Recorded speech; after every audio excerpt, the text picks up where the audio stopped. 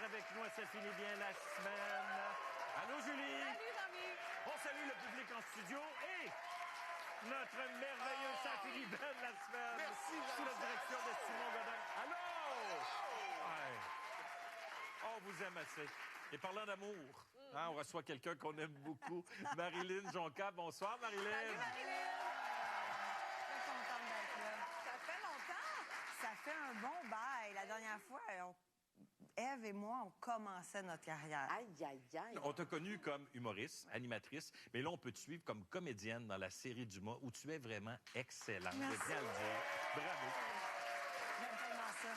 C'est la première fois qu'on t'a confié un premier rôle dans une série. Ouais. Comment tu te sentais les premières journées de tournage? Oh mon Dieu, mon Dieu, mon Dieu, mon Dieu, mon Dieu, mon Dieu, mon Dieu.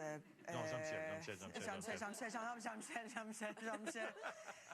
Ça a été vraiment un immense défi. Là. Je me suis préparée pendant un mois à bien manger, dormir, pas trop d'alcool, m'entraîner, apprendre mes textes à l'endroit, à l'envers, de toutes les langues possibles. Moi, j'étais prête à faire en espagnol s'il me le demandait. Je voulais arriver puis pas ralentir le plateau parce que tu travailles avec Gilda Roy, parce que tu travailles avec Vincent Leclerc, Jason Roy-Léveillé, Isabelle Richer. J'étais vraiment apeurée. Les 2-3 premiers jours de tournage, je pleurais dans mon char en redescendant. Ouais, j'étais comme, je serais jamais capable. C'est bien difficile de faire les raccords, là, qu'on appelle. Tu sais, toujours reprendre le verre au bon moment, à toutes les fois. Puis là, j'étais là.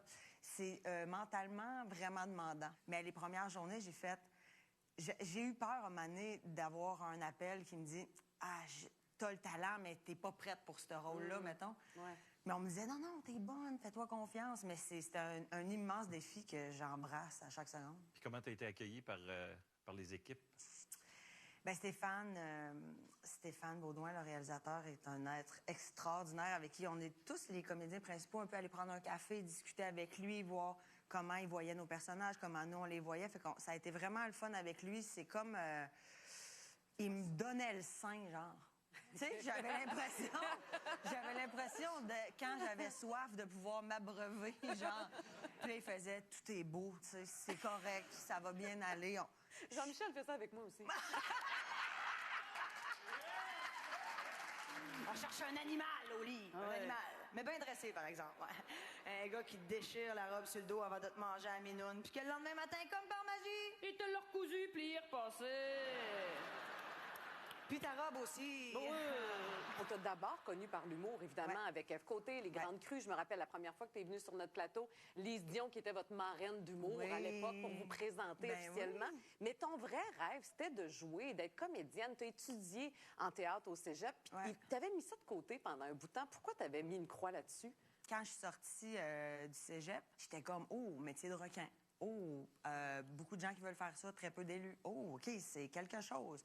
Puis, il y a aussi le fait qu'en audition, je sais pas, c'était pas possible, là. Pourquoi? Qu'est-ce que Pourri, mais j'étais trop stressée, je sais plus mon texte, je dis des affaires qui ont aucun bon sens. Tu sais, t'arrives dans une salle d'audition, t'as Madeleine Péloquin, Bénédicte Descaries, t'es comme Mylène Macaire, tu fais « Ouais, cool! » Vous venez auditionner pourquoi? Ah, le même rôle que moi? Je rentrais dans la salle d'audition en faisant « Je l'ai pas, c'est sûr. Tu sais, aller donner 2 becs au réalisateur. Tu sais, t'arrives dans... Personne fait ça, là. C'est pas normal. On fait pas ça dans la vie, rentrer dans la salle d'audition, puis le réalisateur qui est dans le fond, un peu dans le noir, puis il est comme « Allô, comment ça va? » Moi, je suis comme « Ah! L'enfer. Ouais. J'ai appris, moi aussi. J'ai appris de pas faire ça. On donne pas 2 becs à personne. Fait que, tu sais, j'étais comme, je pense que c'est pas mon métier.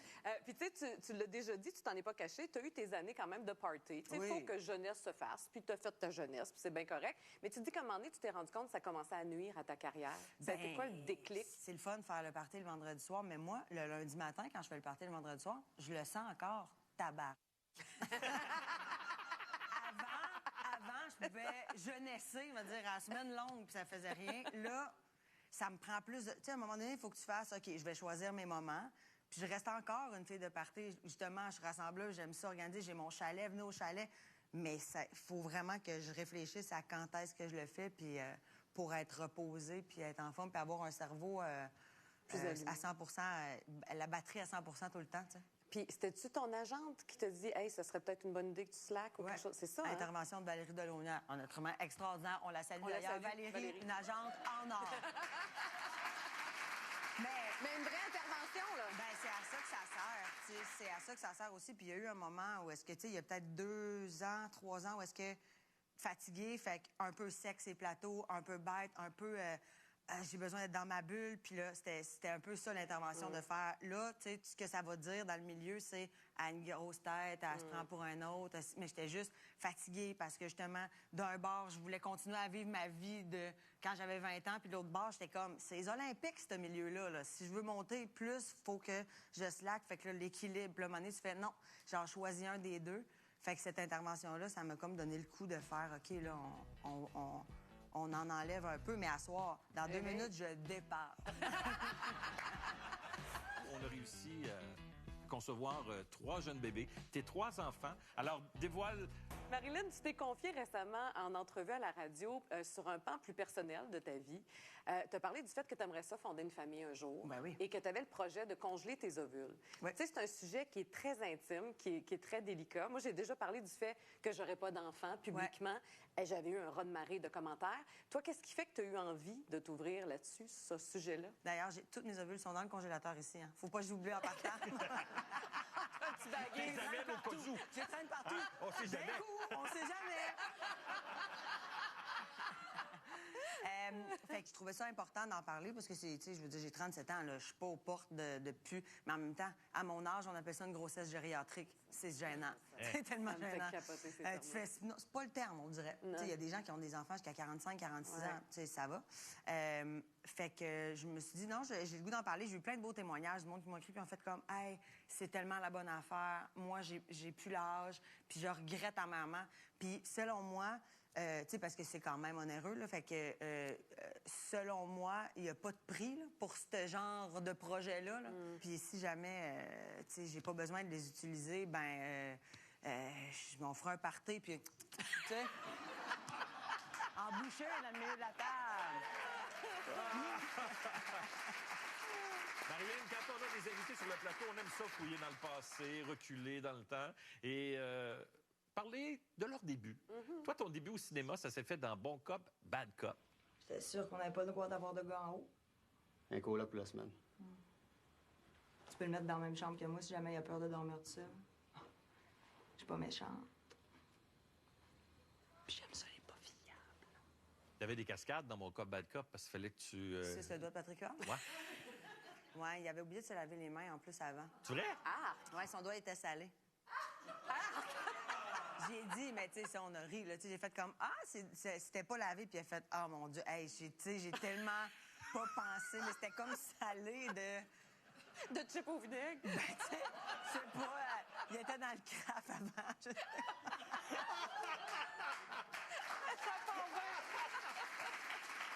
On salue Patrick. On salue Patrick. Merci à toi, Marilyn Jonca, d'être venue nous voir. Ça faisait trop longtemps.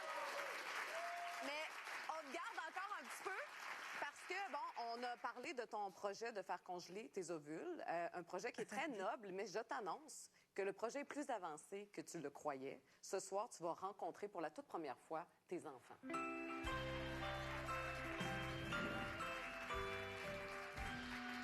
Marilyn, bienvenue à la pouponnière de Ça finit bien la semaine. J'ai des triplés. Nous, on a réussi à mettre la main sur 3 de tes ovules.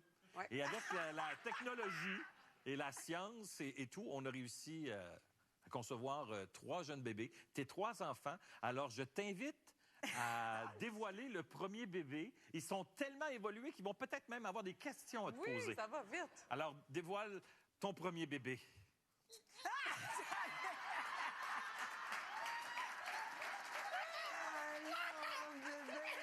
Voyons, t'as laissé ton enfant à la maison. Salut Marilyn. Salut, Jessica. OK, bon. une question? T'as tourné avec Patrick Huard? Ouais. Non, avec Louis José. Ouais. Et un certain Jason Roy-Léveillé. Classe-les en ordre du meilleur papa au pire papa. Ben, t'es le seul père que je connais de comment t'agis avec ton bébé, puis je trouve que c'est cool, parce que, tu sais, quand il se tenait même pas encore la tête, tu faisais « Ouh! » Dans les heures, il était assis de même. Il a genre 8 mois, puis il marche presque.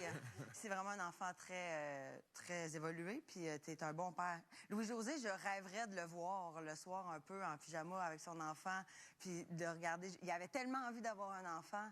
Puis Patrick, ben, il se lave pas les mains avant de se faire sucer les doigts.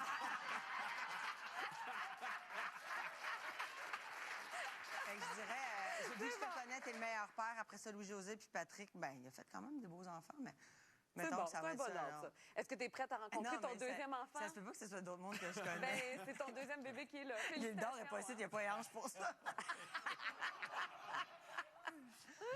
Simon! Tu ressembles à un vrai bébé, toi! C'est pour ça qu'on va éviter. C'est ça, tu ressembles à un vrai bébé! Parce qu'on se connaît, puis dans le bouteille du DA, je suis clairement le plus gros bébé qu'il y avait à disposition. C'est quoi la raison pour laquelle tu devrais pas amener ton bébé en tournée? Ben, je peux pas le ramener à l'hôtel après le show. Il faudrait qu'il y ait une conductrice. Nous autres, on est très... en tournée, c'était Brou. C'était Brou, nouvelle génération. Ça vous calmerait un peu, un bébé? On a déjà dit, en plus, à Fimon, on a fait... Ce serait le fun qu'un soir, on boit pas. Tu sais, on... Non. S'il y a une affaire qui fait pas arrêter de boire, c'est des bébés. Laisse-moi te dire que c'est même l'inverse. J'en reviens pas que vous êtes là en dessous des affaires. Es-tu prête à découvrir ton troisième enfant?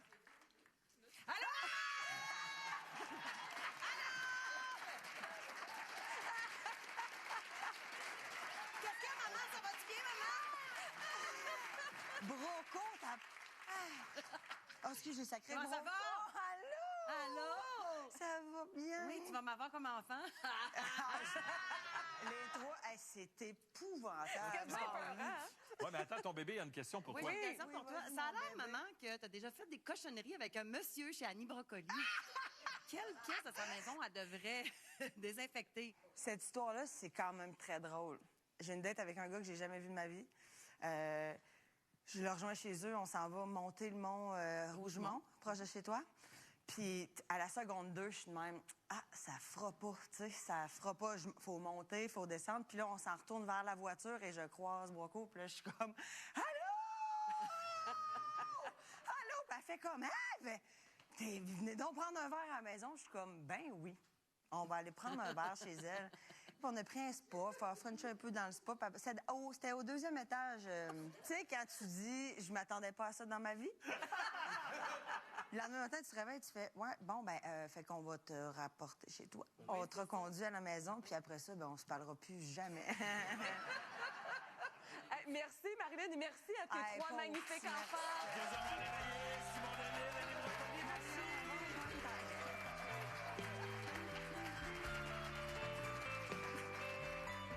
Dans une semaine, exactement, ton album sort.